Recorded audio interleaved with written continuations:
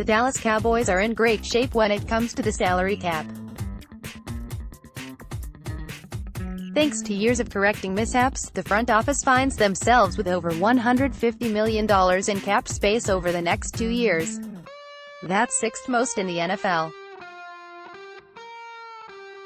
It's taken a lot of bold personnel decisions to allow them such financial freedom, but it's now opened the door for great things going forward.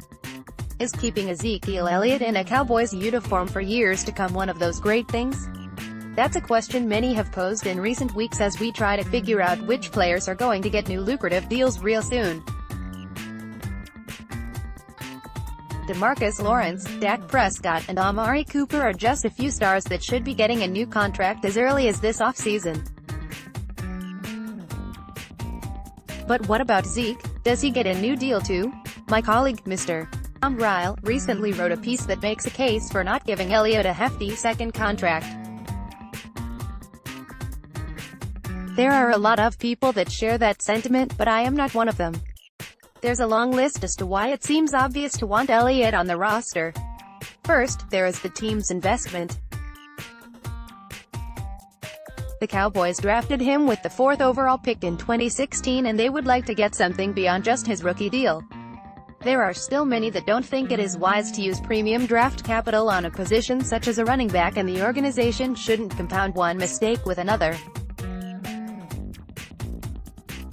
It's true that the Cowboys shouldn't have a hell or high water stubbornness approach when it comes to Elliott. Just because they made such a huge draft commitment in him shouldn't guarantee a big second contract. Morris Claiborne should serve as proof that the Cowboys don't subscribe to this way of thinking. What's happened, happened, and it's the future that matters now.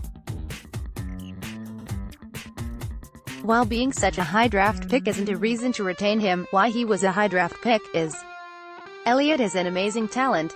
His pro resume is already pretty colorful and he's just 23 years old. Zeke has 2 rushing titles over his first 3 years in the league. It would have been 3 had it not been for a suspension in 2017 that saw him miss 6 games. He trailed Kareem Hunt by 344 yards that year, which he would have reached easily if he was on the field. Game for game, there isn't a better running back in the league in terms of production. Over the last 50 years, only one running back is averaging over 100 yards per game for their NFL career. Any guesses who that might be? In fact, you have to go all the way back to 1965 to find the only player, Jim Brown, who is averaging more yards per game than Zeke. That's great and all, but let's give some perspective. Many talented backs are fast out of the gate, but their yards per game slow down as their careers move along. This shouldn't take away from the fact that only 6 running backs in the history of the NFL have reached 4,000 yards faster than Zeke. When your name is being mentioned with players like Jim Brown, Eric Dickerson, and Earl Campbell, that's a good thing. Those players are true greats of the NFL. Is it possible Zeke will end up being one of those true greats? You bet, it's possible. The talent of this guy is off the charts. Elliott is a complete running back. He's elusive, he's strong, he's got great vision, he's got great speed in the open field, he's a good receiver, and he's reliable as a pass protector. He's super competitive and he's very durable. Zeke has never missed a game due to injury. Elliott is a physical runner. He loves to lower his shoulders and inflict pain on defenders. He keeps those legs pumping, which is how he milks every last yard out of each carry. Not only do these types of productive gains help keep his team in manageable situations, but all this punishment takes a toll on the defense. Eventually, the legs of the defense start to give, and that is when the Cowboys finish the fight.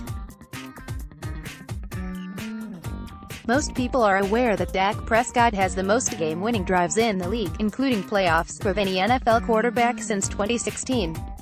But let's not forget all the dirty work that Zeke provided leading up to that point. Let's take an inside look at all 6 of Dak's game winnings from the 2018 season and check out Elliott's numbers in those games. Elliott is averaging nearly 200 yards per game in those contests. Having over 2,000 scrimmage yards is an impressive feat, but it's even more impressive when you consider that 4 starting offensive linemen all missed at least one game due to injury, health issues. Only La'el Collins started all 16 games on the offensive line. The team relied on help from the following, but Zeke and company kept grinding out wins en route to another division title. In the Cowboys' 11 wins last season, including playoffs, all but one of them were decided by just one score. Are the Cowboys pulling out these wins with a different running back carrying the workload? Not only did Elliott have to work around an offensive line that had their fair share of struggles, but he also had to deal with extra attention by the defense. According to Next Gen Stats, for the top 10 running backs who had the most carries this past season, no running back faced more loaded boxes than Ezekiel Elliott.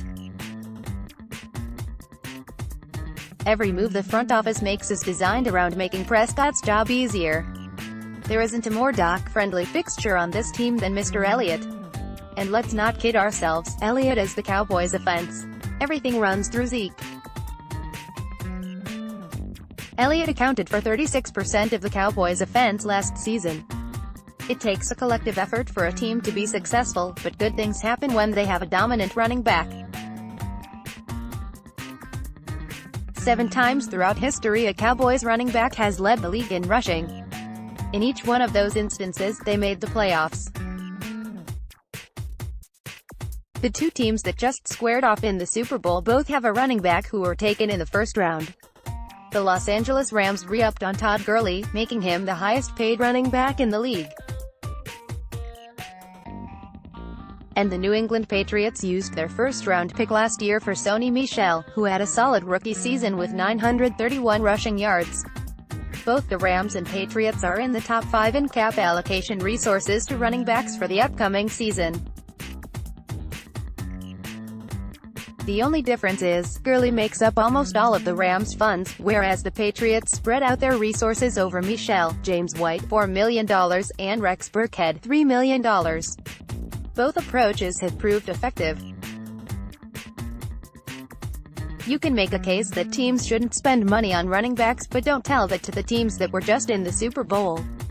Just because the Patriots don't spend a bunch of money on a single player doesn't mean they're not throwing a lot of resources that way.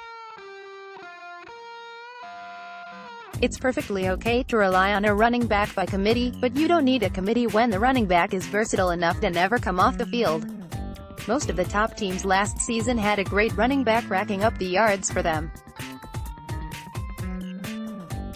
From Alvin Kamara to Melvin Gordon, there was no shortage of star running backs. Some may point to the success of James Conner to rationalize how interchangeable running backs are. Conner had a great season rushing for 973 yards and nobody appeared to be missing Le'Veon Bell when the Pittsburgh Steelers started the season with a 7-2 record.